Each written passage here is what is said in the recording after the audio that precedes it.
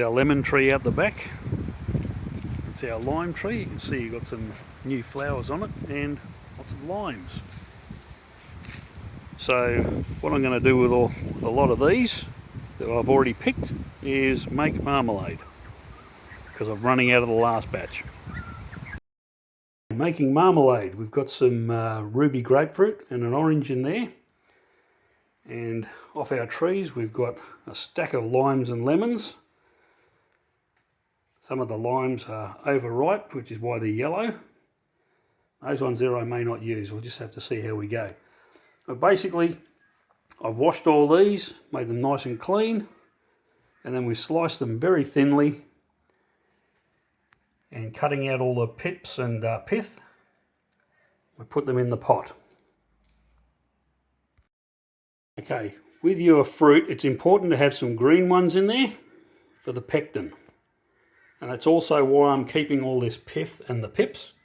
They'll have water added and be boiled to get the pectin out of those as well. Now I'm also going to use some jam setting sugar in this one.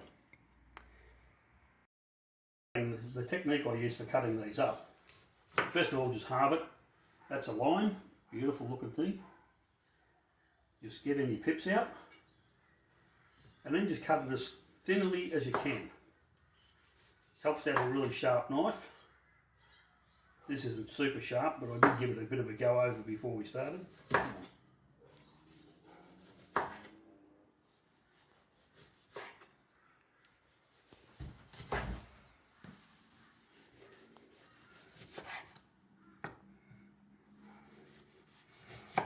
Particularly with the limes, it's better if you cut them very, very thin if you can.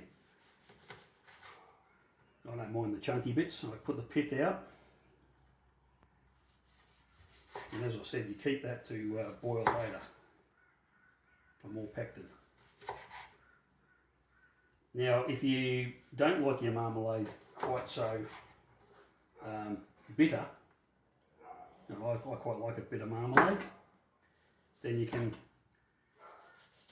instead of doing this, you can actually just peel the zest off the outside of the oranges and stuff, and get rid of as much of the inside pith as you can, and then cut it up. But I like mine nice and chunky.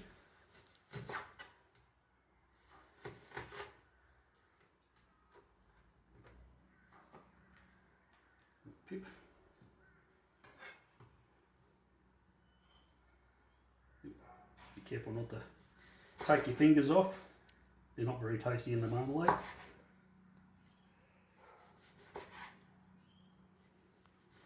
Okay, and that's it. Try and get as much of that juice in there as I can as well. And then on to the next one. Okay, so what you end up with is something like this. Looks beautiful. Okay, then basically fill that up with water until it reaches the top of the citrus, and then whack a lid on and leave it overnight. And I'll be doing the same with the pith and the pips, and that'll all get cooked up tomorrow. We've actually juiced quite a few of the citrus and put the juice in the bottom, because there was quite a bit more than I thought there was. Okay, and now we're just filling it up. Now they will float a bit, so just keep an eye on it. Okay, and that's plenty. Here we go. It's tomorrow. Right, I have added a little bit more water to it. You can see it's looking very, very nice in there. Rightio, basically you just turn the stove on. The back plate is on for coffee, and then bring it to the boil and then let it simmer until the skins get soft. 10 minutes later, and as you can see, the little pot is bubbling away, so I've turned that down, and I'll leave that on there for a bit more time yet until the skins in there go soft. The other pot, being much larger, is still heating up. Okay, big pot is now boiling and I've turned it down. This pot has been on for nearly an hour. It's about 10 minutes shy.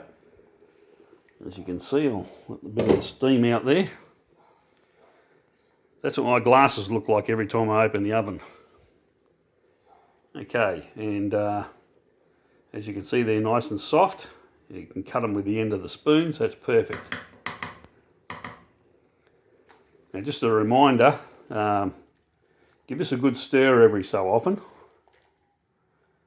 so you don't end up with bits sticking to the bottom and burning, which is what happened to my last batch of marmalade. Righto, so we'll turn that off, and the back one off as well, and then we'll let it cool down a bit for the next step. You're going to get a small china plate. That one will do, actually. Use one of these bowls, that'll do better.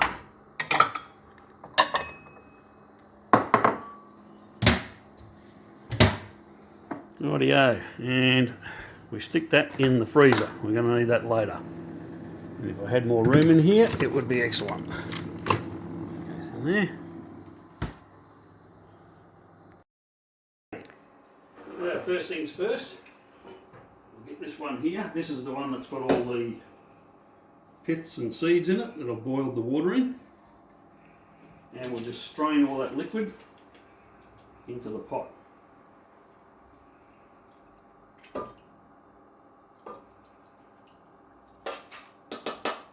Don't get too wrapped around the axles about it. Okie dokie.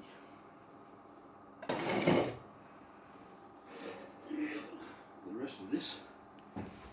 You can use any sort of pot for this. It doesn't have to be stainless steel. It can just be a bowl or anything like that. Oop, that's about as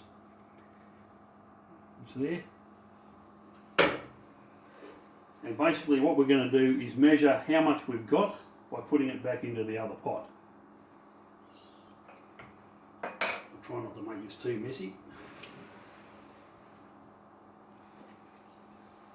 And it's still a bit warm, so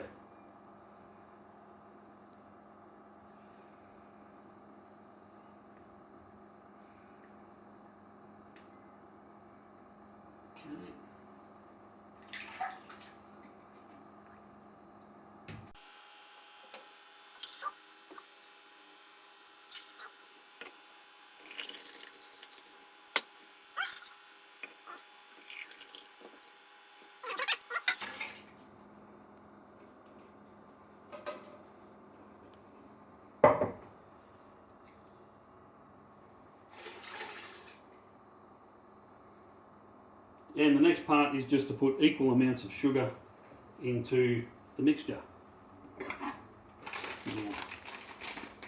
Joe's mum gave me some jam setting sugar. Thanks, Mum.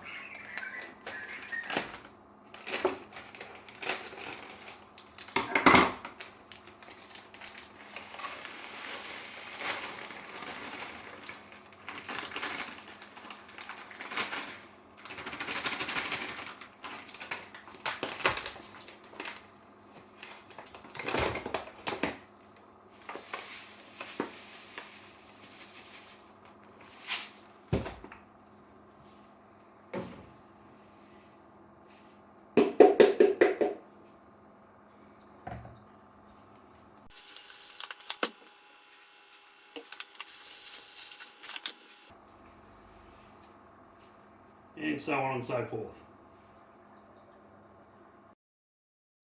Okay, stirring the sugar in, and then we put the stove back on.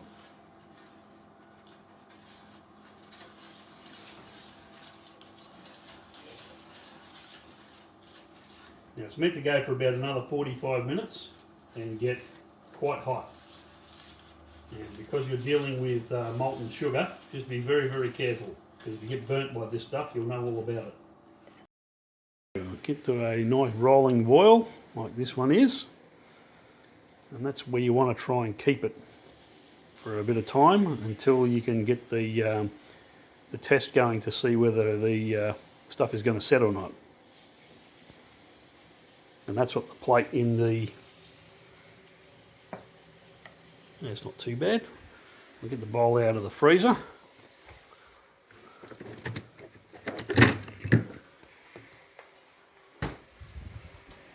That's what it was in there for in the first place. Okay. A bit of a stir.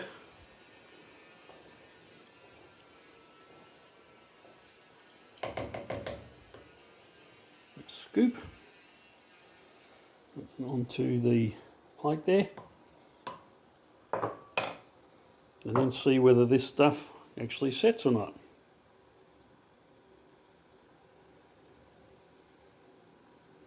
Too bad at all, actually. I think we can call that good. And then we'll get on to bottling.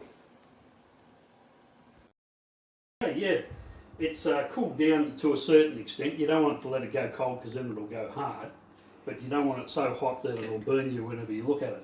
Now these jars, we've just cleaned them in hot soapy water and just kept them dry and sealed up.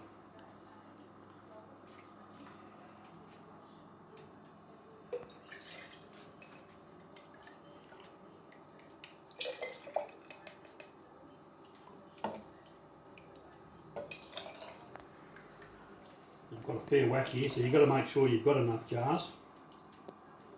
The one slight mistake I did make was not cutting the grapefruit that I used. I used a ruby grapefruit, and I certainly didn't cut up all of the lengths enough. You can see that one sticking out there. It just makes it a little bit difficult to get into the jars. That's the only thing about it. Okay, down there. And just whack the lid on. That's it. I'll go through again later and clean it all up and put the lids on a bit better. But that's pretty much it. You just leave that to cool down and it will harden up and seal itself.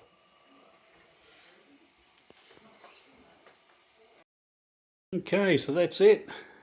14.5 jars. There's the half jar.